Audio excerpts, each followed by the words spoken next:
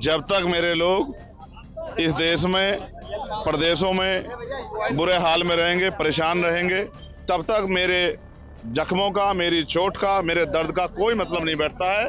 और अब तो भाजपा के नेता भी मुस्लिम टोपी पहनने का काम इस विधानसभा में करने लगे। जनता समझदार है, जैसी टोपी अब तक आपने इनको पहनाई है, वैसा ही टोपा इस बार जो है कुंदरी के लोग भारतीय जनता पार्टी को पहनाने का काम करेंगे। मैं तो लड़ने के लिए आपके यहाँ आ गया था। अब आपसे मेरा निवेदन है कि आप भी अपने आप को साबित करो। और हमारे यहाँ 8 विधानसभा हैं बिजनौर में, और किसी भी एक विधानसभा से आके और चुनाव लड़ो।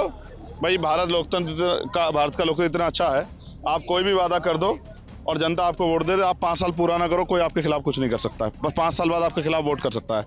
साथ आजाद समाज पार्टी के अध्यक्ष हैं चंद्रशेखर भाई। सुबह से मैं देख रहा हूँ लगातार आप लगे हुए हैं, मेहनत कर रहे हैं, और तबीयत भी अभी हाल ही में आपकी तबीयत खराब हुई थी। किस तरीके से जीतेंगे?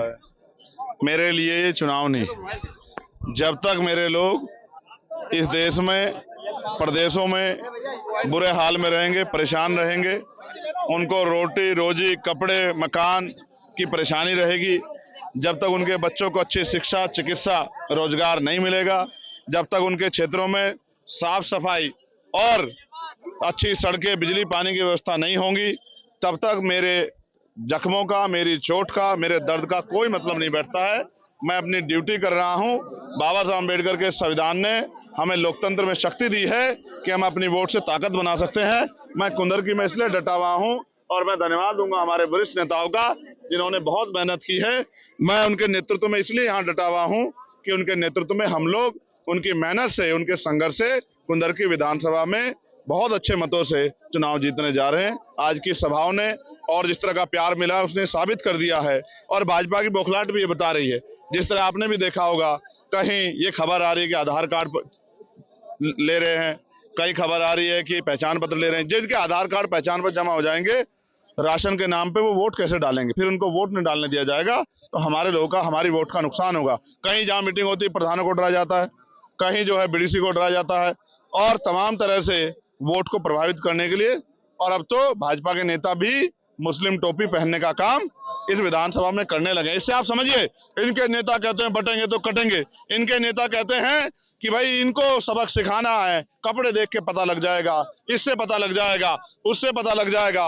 और यहाँ वो जालीदार टोपी पहन के इन सीधे साधे लोगों को टोपा पहनाने का काम कर रहे हैं। जनता समझदार है, जैसी टोपी अब तक आपने इनको पहनाई है, वैसा ही टोपा इस बार जो है कुंदरी के लोग भारतीय जनता पार्टी को पहनाने का काम करेंगे। इस बात को मेरी याद रखना। एक चैलेंज दिया आपने मुख्यमंत्री जी को, क्या कुछ चैलेंज है? मैं मुख्यमंत्री से कह रहा हूँ कि भाई क्योंकि आपके लोग तानाशाही कर रहे हैं, आपके अधिकारी कर्मचारी चुनाव को डिस्टर्ब कर रहे हैं, तो मैंने उनसे कहा है कि मैं तो लड़ने के लिए आपके यहाँ आ गया था। अब आपसे मेरा निवेदन है कि आप भी अपने आप को साबित करो। और हमारे यहाँ 8 विधानसभा हैं बिजनौर में, और किसी भी एक विधानसभा से आके और चुनाव लड़ो, तो ये पश्चिम की जनता बताएगी कि आपने पिछले 7 साल में कितना काम किया है, और ये जो नौजवान हैं, किसान हैं, कितना आपसे खुश है, ये आपको वोट की चोट से बताएगा। झारखंड आप जा रहे थे, आपकी गाड़ी को रोका गया, क्या पूरा मामला था?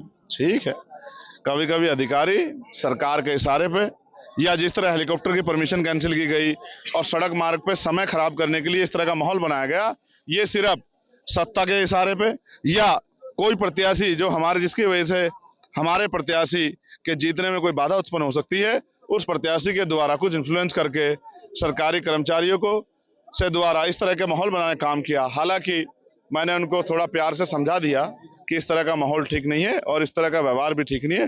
हालांकि बाद में आपने भी देखा कि उन्होंने अपनी गलती स्वीकार की, और उन्होंने बाद में मुझसे कहा भी कि हम मजबूर हैं, क्योंकि सरकार के इशारे पे हमें सब चीजें करनी पड़ती हैं, और आपकी कई सीटें हम यहाँ जीत रहे हैं, तो इसलिए हम पे आदेश है कि भाई आपको आज टाइम खराब किया जाए।